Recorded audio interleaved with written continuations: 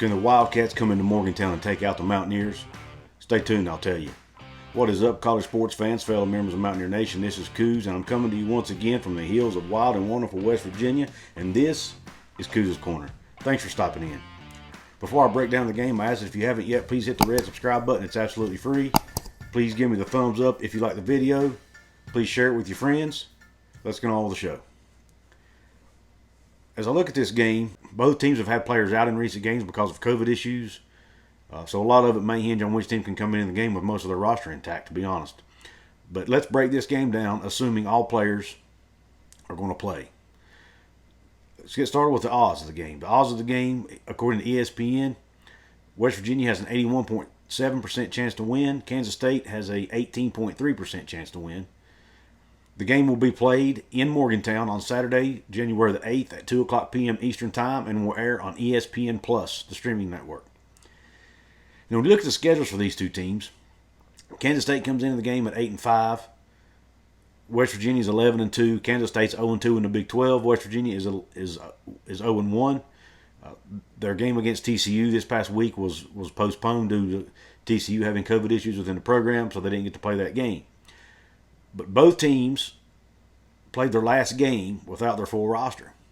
Kansas State only had 6 scholarship players available in their game against Texas last week, and 1 walk-on, plus their head coach was out.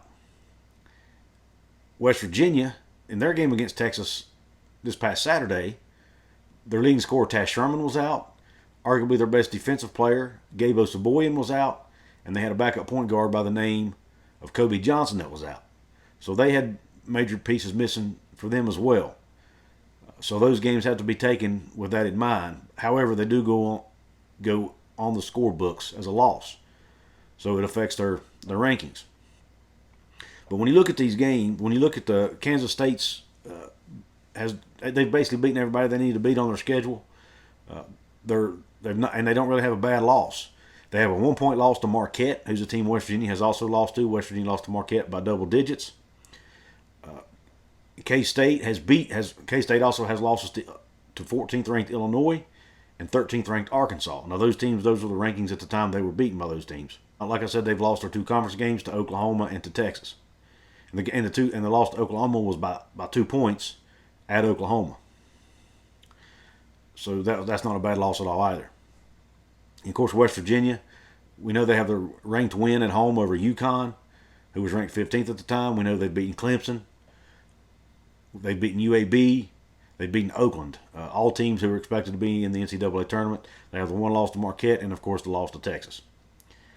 And we look at the team stats for this game, and I'll throw them up on the screen for you. Some key team stats. Points per game, Kansas State, 69.7. West Virginia's at 69.5. Points against, Kansas State's at 61.2. West Virginia, 60.9. Field goal percentage, Kansas State, 43.6. West Virginia, 44.8. Rebounds per game, Kansas State's at 36.8. West Virginia's at 33.5. Assists per game, Kansas State's at 13.6. West Virginia, 11.2. Blocks per game, Kansas State 1.6, West Virginia 5.5. Doing really well in that category this year. Steals per game, Kansas State 7.5, West Virginia 8.6. And then their streaks, Kansas State has lost 2 in a row, and West Virginia has lost 1. Some other key team stats that I think could make a difference. You look at field goal percentage defense for these teams. K-State is 3rd in the Big 12 in defending field goals. They're only allowing 39% shooting from the floor by their opponents. Whereas West Virginia, on the other hand, is 9th in the conference. They're giving up 42% shooting by their opponents. So Kansas State holds the advantage in that category. And you look at 3-point field goal defense as well. K-State has a slight advantage there also.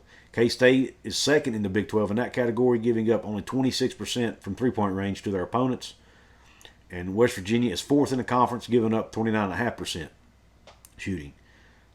K-State has the 2nd fewest turnovers in the conference. They're only averaging 11.7 turnovers a game.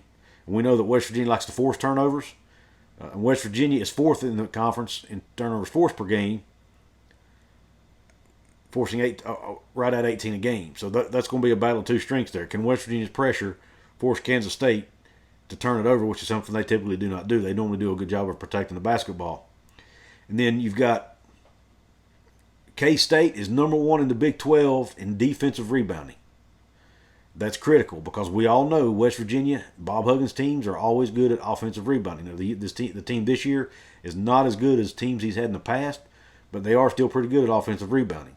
Even though the rebounding as a whole is down this year, majority of that has been on the defensive end. They're not rebounding the ball defensively very well. They are doing a pretty decent job offensive rebounding this year. But it's going to be a really tough task against this Kansas State team who rebounds the ball extremely well. Now let's look at some key player stats. First for Kansas State, key players in this game for them, you've got Nijel Pack. Nijel Pack's their leading scorer, probably their best all-around player overall. He's averaging 15.6 points per game on 46.8% shooting from the floor, 42.5% shooting from three, which is third in the Big 12. And then he's also shooting 92% from the foul line. So he's just a really good shooter, and he will shoot them in bunches. You've also got, and Pack is a guard, you've also got another guard named Mark Smith. Now here's the interesting thing about Mark Smith. Even though he's a 6'5" guard, he's actually leading the Big 12 in rebounding at 8.5 rebounds a game. Fantastic rebounder and is leading the conference in defensive rebounding as well. He's also averaging 10.3 points a game. So he's another good all-around player. Then their point guard, Marquise Noel, 5'8" point guard, little guy, but man, he's a good player. He averages 12.8 points a game, 4.9 assists per game, which is third in the conference, and he's also fourth in the conference in steals a game. And then for West Virginia's key players, obviously you got Taz Sherman. Leads the Big 12 in scoring at 20.9 points a game, is also leading the team in assists at 2.8 a game. And he's also third in the conference in minutes played. And another interesting thing about Taz Sherman, he takes 33% of the team shots. So, yes, he scores a lot, but he also shoots a lot, which is okay. That's what he does. He's a scorer. He can score from anywhere on the court. He can score from three. He can drive it. He can hit from the mid-range. He can post up and score that way, and he's a good free throw shooter as well. So, Taz Sherman can score from anywhere on the court. The team really relies on him to get most of the shots and most of the points. So him being out against Texas was a huge, huge loss. I mean, you're taking away 21 points a game, so that was a big deal for them, especially somebody that you rely on that heavily. It's almost like a team being without their star quarterback for a game. That's what I would like to compare it to. Other key players for West Virginia, you got Sean McNeil, averaging 13.8 points a game on 39% shooting from three. And he leads the Big 12 actually in minutes played per game. So you've got Sean McNeil and Taz Sherman who are first and third in the league in minutes played. That shows you how important they are to this team. And then you've got Jalen Bridges who leads the team in rebounding at 5.2 a game. And then Kedrian Johnson is second in the Big 12 in steals per game at 2.2 per game and is just a fantastic on-ball defender who can really make a difference in a game. Let's look at keys to victory for each team.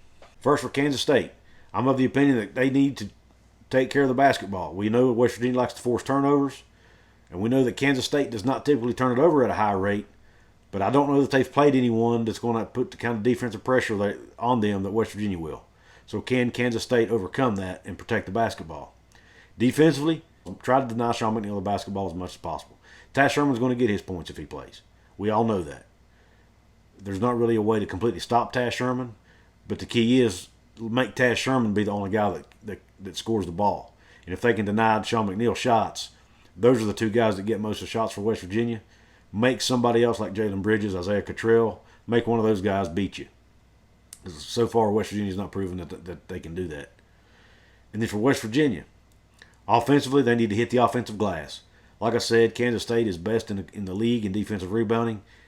But means West Virginia needs to step their game up on the offensive glass even more this game because they don't shoot the ball real well, so they need to get more possessions and more shots. So they need to get the offensive glass. And then defensively, West Virginia needs to guard the three-point shot a little better than they have been. Kansas State likes to shoot the three in bunches. They actually shoot threes on 40% of their shots. So can West Virginia stop the three-point shot? Can they guard the three-point line? And then West Virginia needs to play defense without fouling. Kansas State is second in the Big 12 in free throw shooting at 75%. And West Virginia does commit a lot of fouls because of the aggressive style of defense they play. But if they send Kansas State to the line too many times, it could cost them the game because we know that West Virginia doesn't shoot free throws that well.